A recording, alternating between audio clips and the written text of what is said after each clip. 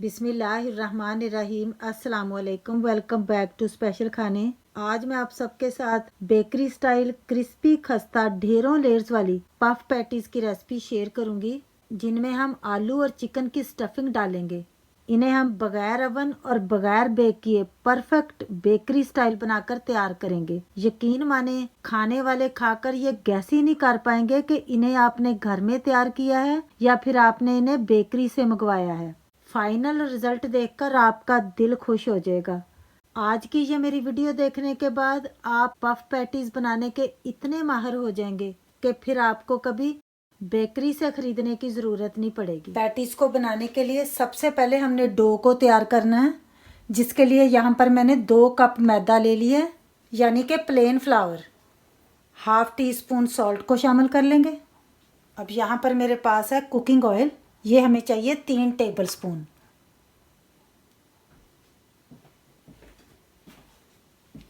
अच्छी तरह मिक्स करके फिर हमने इस तरह मुट्ठी बनाकर देख लेनी है। अगर इस तरह आप बोल सा बना सकते हैं, मुट्ठी में ये आ जाता है और ये बिखरता नहीं है, इसका मतलब है हमारा मैदा बिल्कुल रेडी है डो के लिए। अब हमने नॉर्मल पानी के साथ टाइट डो गूंद लेना है। थोड़ा थोड़ा पानी हमने शामिल करते जाना है।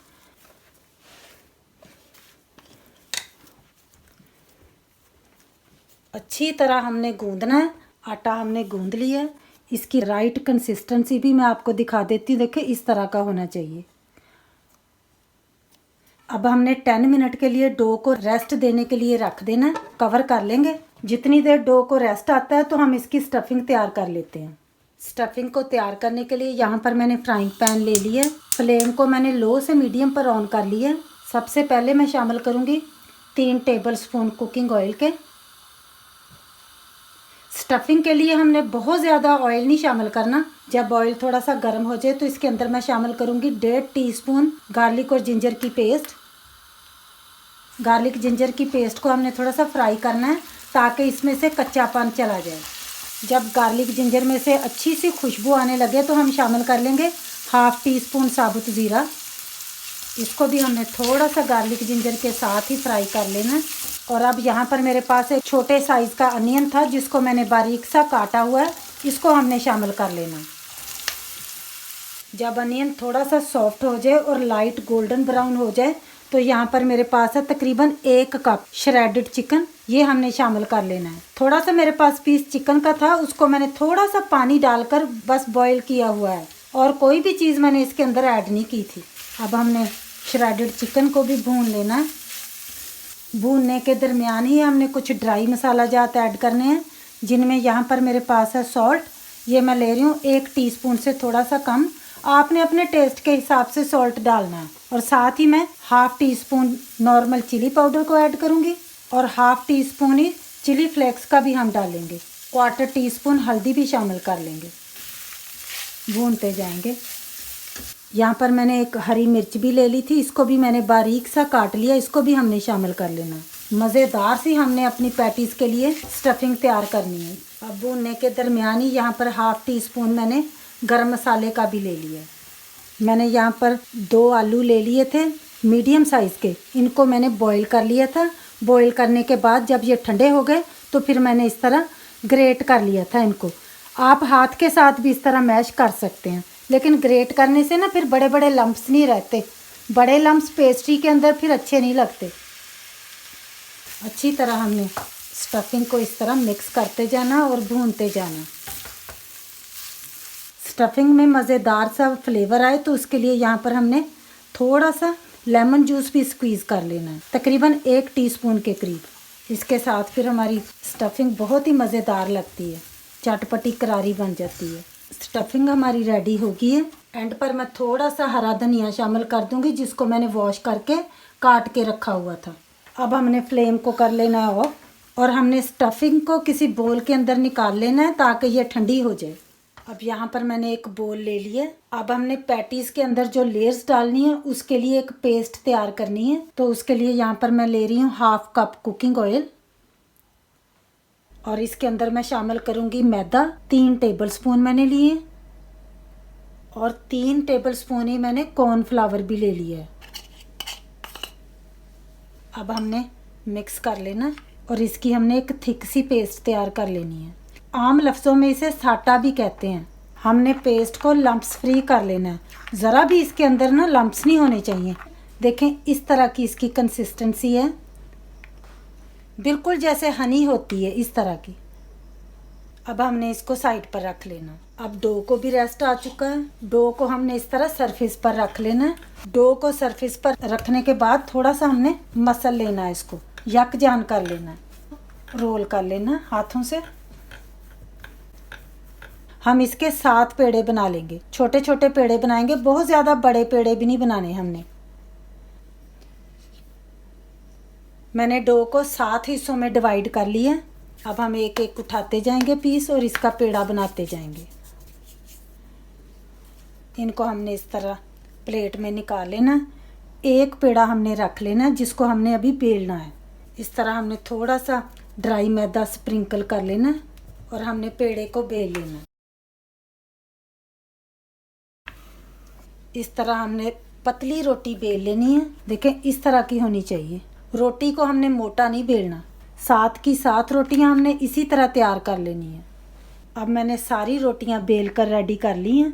अब हमने सरफेस पर थोड़ा सा स्प्रिंकल कर लेना ड्राई मैदा और एक रोटी को हमने इस तरह रख लेना है नीचे।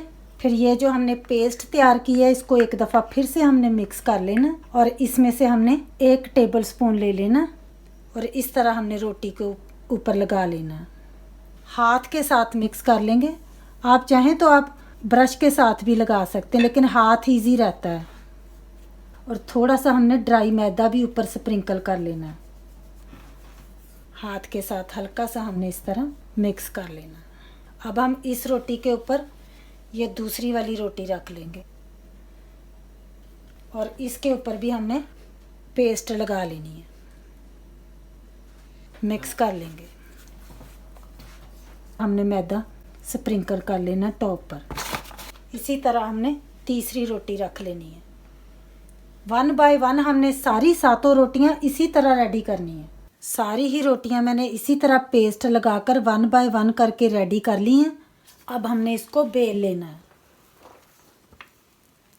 इस बार हमने इस रोटी को बहुत ज़्यादा पतला नहीं बेलना। जब हमने इस तरह फिर सारी रोटियों को बेल लेना है, इनकी थिकनेस आपने पराठे जितनी रख लेनी है, बहुत ज़्यादा पतली नहीं रखेंगे। अब हम ये जो टॉप वाली रोटी है इसके ऊपर पेस्ट लगाएंगे। हाथ से अच्छे तरीके से फैला लेंगे ताकि सारी रोटी के ऊपर ये लग जाए। अब हमने थोड़ा सा ड्राई मैदा भी ऊपर स्प्रिंकल कर लेना है। अब हमने ये वाली जो साइड है इसको पकड़ लेना है और इसको इस तरह फोल्ड कर लेना है और इसके ऊपर भी हमने इसी तरह पेस्ट लगा लेनी है। अब ये वाली जो साइड है इसके ऊपर हमने रख लेनी है। अब ये जो टॉप वाली फाइनल लेयर है ना, इसके ऊपर भी हमने इसी तरह ये पेस्ट लगा लेनी है। सारा कमाल तो ये पेस्ट का ही है। अब हमने इसको इसके ऊपर इस तरह फोल्ड कर लेना। ये वाली साइड जो है इसके ऊपर हम फोल्ड कर लेनी। बस देखें इस तरह हमने रेडी कर लेनी है। अब हमने इसको रेस्ट के लिए फ्रिज में रख देना है तकरीबन 10 मिनट के लिए। अब 10 मिनट के बाद मैंने इसको फ्रिज में से निकाल लिया। सरफेस पर थोड़ा सा हमने मैदा स्प्रिंकल कर लेना। अब हमने इस तरह दोनों हाथों से पहले इसको प्रेस कर लेना। अब हम इसको बेलन के साथ बेल लेंगे। अगर सर्दियां हैं तो आप इसको रूम टेम्परेचर पर ही 10 मिनट छोड़ सकते हैं। अब हमने इसको बेल लिया। इसकी थिकनेस मैं आपको चेक करवा देती हूँ। बिल्कुल पराठे की जितनी हमने इसकी थिकनेस अब रख लेनी है। अब हमने चारों किनारों को ना बिल्कुल सीधा कर लेना है, काट लेना है ताकि पैटीज की लेयर्स खुल सके। ये आपने ज़रूर करना है क्योंकि यही जगह पर हम गलती करते हैं, हम ये किनारे नहीं खोलते। अब ये जो सारी लेयर्स हैं ना ये खुलेंगी। इसकी किनारे जब हमने सीधे कर लेने हैं, अब हमने इस तरह स्ट्रेट काट लेना है। आपने पैटीज का ना साइज चेक कर लेना, बड़ी भी रख सकते हैं छोटी भी रख सकते हैं। अब हमने इसको स्क्वायर्स में काट लेना है। अगर आपने ज़्यादा बनानी है फिर आपकी पैटीज ज़रा छोटी बनेगी तो आप कट से ज़रा ज़्यादा भी लगा सकते हैं। यहाँ पर मैंने एक एग को बीट कर लिया था, इसको भी हमने रख लेना। अब हमने इस तरह एक पैटी का इस तरह टुकड़ा ले लेना है। ये जो हमने अपनी फीलिंग मज़ेदार सी तैयार करके रखी है, ये हमने ले लेनी है। थोड़ी सी ले लेंगे, तकरीबन 1 टेबल स्पून। बहुत ज़्यादा भी नहीं डालेंगे, बहुत थोड़ी भी नहीं डालेंगे। इस तरह मिडल में हमने रख लेना। अपनी उंगली के साथ फीलिंग के किनारों पर ना इस तरह थोड़ा सा हमने एग लगा लेना। इस तरह फिर हमने एक किनारे को इस तरह ले लेना और इसको इस तरह फोल्ड कर लेना। अब हमने जहाँ फिलिंग रखी है ना और जिधर हमने एग लगाया, अपनी फिंगर के साथ बस उतनी जगह को प्रेस कर लेना। इस तरह हमने अपनी पैटीज रेडी कर लेनी है सारी। प्लेट में रखते जाएंगे। इस तरह फिर हमने सेकंड वाला पीस ले लेना। इस तरह हमने मिडल में फिलिंग रख लेनी है। थोड़ा सा फिंगर के साथ हमने एग लगा लेना साइडों पर। फिर हमने एक किनारे को इस तरह ले लेना और इसको फोल्ड कर लेना। दोनों हाथ उंगलियों से हमने फिलिंग को मिडल में कर लेना। इस तरह बस हमने बनाते जाना है और प्लेट में रखते जाना है। अब ये जो 4 बच गए हैं, इनको मैं डिफरेंट शेप में बनाऊंगी। दोनों में से फिर आपको जो भी पसंद आए तो आप बना सकते हैं। इस तरह मैं इसको ट्रायंगल में बनाऊंगी।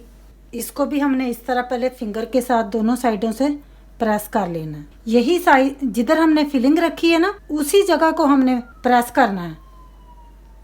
ट्रायंगल में भी आप बना सकते हैं, वैसे मार्केट में ज़्यादातर इसी डिज़ाइन में मिलते हैं। ये लास्ट वाला भी मैं ट्रायंगल शेप में बना लूँगी। सारी पैटीज़ हमने रेडी करके रख ली हैं। अब बारी आती है इनको फ्राई करने की। पैटीज़ को फ्राई करने के लिए यहाँ पर मैंने कढ़ाई के अंदर कुकिंग ऑयल ले लिया है। फ्लेम को मैंने मीडियम पर ऑन कर लिया है।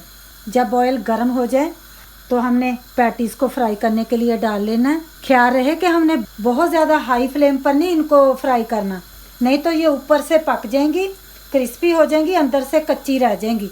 ओवर क्राउड नहीं करेंगे, जितनी स्पेस है कढ़ाई के अंदर बस उतनी डाल लेंगे। बस इस तरह स्लोली इनको फ्राई होना चाहिए। अभी ये ऑयल के नीचे जाकर बैठ गई हैं। अभी हमने ज़रा भी इनको टच नहीं करना। अब यहाँ पर आप देख सकते हैं लेयर्स खुलना स्टार्ट हो गई हैं और ये आहिस्ता आहिस्ता फ्लोट होना भी स्टार्ट हो गई हैं। जब ये फ्लोट होना स्टार्ट हो जाए तो फिर हमने इनको इस तरह इनकी साइडों को चेंज कर देना है। ऊपर वाली साइड नीचे कर देंगे और नीचे वाली ऊपर, दोनों साइडों से, ताकि इनकी लेयर्स खुल सकें। माशाल्लाह देख सकते हैं कितनी इनकी लेयर्स आई हैं। उलट पलट करते जाएंगे, घुमाते जाएंगे। अब हम इनको, ज़रा भी ये टूटेगी नहीं। लेयर्स इनकी इतनी फ्लेकी हैं, इतनी डेलिकेट बनी हैं, ये बिल्कुल जैसे बुक की तरह खुलती जा रही हैं। देखें, फ्राई होने के बाद ये इतनी लाइट वेट हो जाती हैं कि फ्लोट होती जाती हैं। फिर आपने इस तरह इनको स्पैचुला के साथ इस तरह प्रेस करते जाना है नीचे को। जब ये गोल्डन ब्राउन हो जाएंगी तो हमने फिर इनको निकाल लेना। मैं इस सिव को प्लेट के ऊपर रख लूँगी ताकि अगर मज़ीद भी थोड़ा ऑयल है वो भी ड्रिप हो जाए। इसी तरह मैं दूसरी वाली भी रेडी कर लूँगी। ओवर क्राउड नहीं हमने करना, बस ये ख्याल रखना है इनको खुली स्पेस चाहिए, प्लेंटी टाइम भी चाहिए फ्राई करने के लिए। ऑयल थोड़ा सा मुझे गर्म लग रहा था ज़्यादा, तो मैंने फ्लेम को थोड़ा सा कम कर लिया। इनकी भी लेयर्स खुलना स्टार्ट हो गई हैं। अब हमने इनकी साइड को चेंज कर लेना है, अपसाइड डाउन कर लेंगे ताकि ऊपर वाली साइड पर जितनी लेयर्स हैं वो खुल जाएं और जितनी नीचे की साइड पर हैं वो भी खुल जाएं। अब हम इनको भी निकाल लेंगे। अब हमने सारी पैटीज़ फ्राई कर ली हैं। फ्लेम को अब हमने ऑफ कर लेना है। चिकन एंड पोटैटो पैटीज़ को मैंने प्लेटर्स में निकाल ली है सर्विंग के लिए। देखें माशाल्लाह कितनी परफेक्ट बनी है। ये जो हमने ट्रायंगल शेप में बनाई थी वो वाली हैं। दोनों को मैंने सेपरेट प्लेट्स में निकाला है ताकि मैं आपको दोनों का रिज़ल्ट दिखा सकूं। माशाल्लाह देखें मल्टी लेयर्स हैं इनके अंदर। 2 कप मैदे के साथ ढेर सारी पैटीज़ बनाकर तैयार कर ली हैं, वो भी बाज़ार से कई गुना बेहतर। आपने मेरी इस रेसिपी को एज़ इट इज़ फॉलो करना है तो इंशाल्लाह ताला आपकी पैटीज़ भी इसी तरह बन के तैयार होंगी जिस तरह के आज मेरी हुई हैं। अगर आपको मेरी ये आज की रेसिपी पसंद आई है तो प्लीज़ शेयर कर दीजिएगा। ज़्यादा से ज़्यादा फैमिली और फ्रेंड्स के साथ दुआओं में याद रखिएगा। फिर मिलेंगे इंशाल्लाह ताला मेरी एक बहुत ही ख़ास रेसिपी के साथ। तब तक के लिए ढेरों दुआओं के साथ अल्लाह हाफिज़।